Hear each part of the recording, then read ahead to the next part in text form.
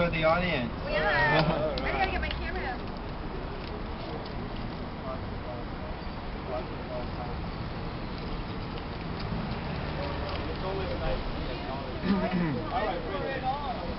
Shall I begin? All right.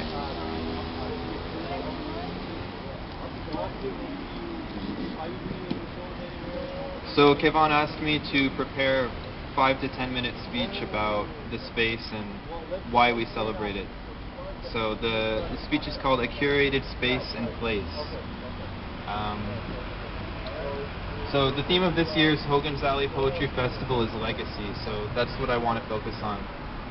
For those of you unfamiliar with Hogan's Alley, I'll give you a brief explanation, but I won't try to dwell on it too long because there's people who can speak much better on the subject. So what was Hogan's Alley? Hogan's Alley was a culturally vibrant neighborhood known for its music, cuisine, and nightlife, notably for the numerous chicken shacks that you would find around here serving up hot southern soul food and drinks to go with it. These places were often the jam spots of jazz and blues musicians who would stay out all hours of the night jamming, drinking, playing music. In fact, if you look at the book Opening Doors, which is a series of interviews about Strathcona and Hogan's Alley, one musician, Bill Abercrombie, talks about waking up at 7 in the morning and going to work and still hearing music playing in the streets. So you can get an idea what kind of neighborhood this was. And it wasn't only locals who would stop in for a bite to eat, but people from all over the world.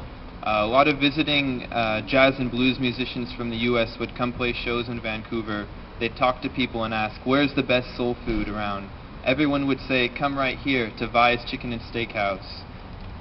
The sign's gone, but because this had the best soul food, and Jimi Hendrix's grandma, Zenora Hendrix, would open up the doors late at night for people like Duke Ellington, Louis Armstrong,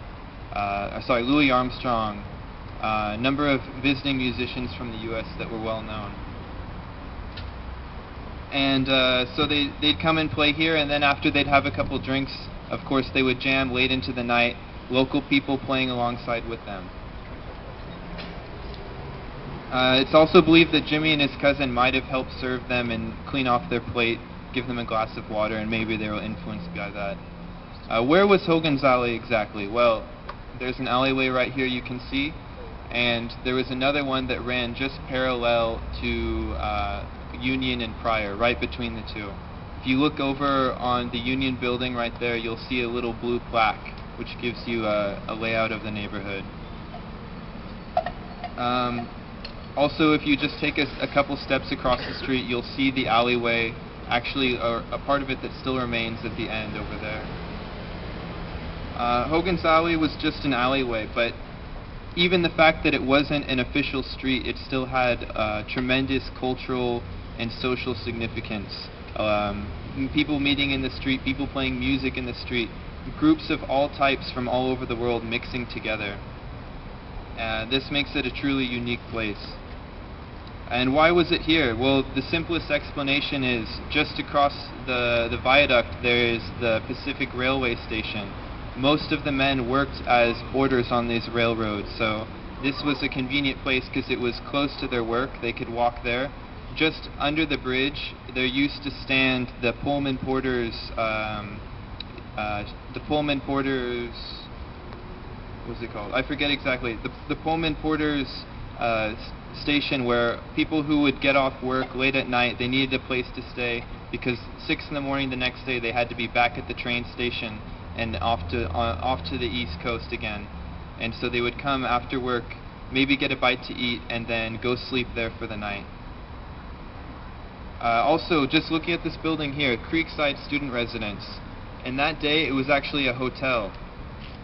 Because many people getting off the train would then need a place to eat or a place to stay. They'd find this London hotel a block over was the same thing. So you can see why this area was very vibrant, because people would always be getting in on the trains and they were going to downtown. The best way to get there was to pass through Hogan's Alley. If you came in on a late train, you wanted a bite to eat, the only place you could get one was probably at the chicken shacks. And just to clarify, many people say this neighborhood is called Hogan's Alley. It was, but that was never an official name. The name actually comes from a comic book in New York City about an Irish slum called Hogan's Alley. And at the time, people took the phrase and they applied it to whatever neighborhood happened to be blighted. So across the U.S., there's many old neighborhoods called Hogan's Alley, even if no Irish guy named Hogan ever lived there. From roughly the beginning of the 20th century to 1971, when the Georgia Viaduct was expanded, this was the home of Hogan's Alley, and this is where this cultural and ethnic mixing place happened. Although the majority of the residents were from African descent, it was never homogeneous. It was never only one group. Just a block over was Chinatown. Strathcona had a lot of Italian immigrants. So all these groups were meeting here and mixing. For example, Vi's Chicken and Steaks. The chickens Vi Moore bought from Chinese merchants in Chinatown, and the liquor she bought from Italian merchants in Strathcona. And at this place, people of all social classes were mixing. For example, you had jazz musicians sharing a table with police officers off of the clock. And there's not many places in the world where these people would all meet together and be drinking and appreciating music in the same place. So what is the legacy of Hogan's Alley? Well, look around. We have this building here that remains. We have Creekside student residence. And importantly, we have the audience here today who have all gathered to celebrate Hogan's Alley and its legacy. But I would say it goes a step beyond that. At the time when Hogan's Alley was really flourishing, there was more racial and ethnic tension than there is today. It was, on multiple occasions, there were race riots where Chinatown, Japantown, and Hogan's Alley had their windows smashed in. Some buildings were burned. And this makes this space remarkable because it was one of the few places where people were meeting and there wasn't this violence, there wasn't this tension.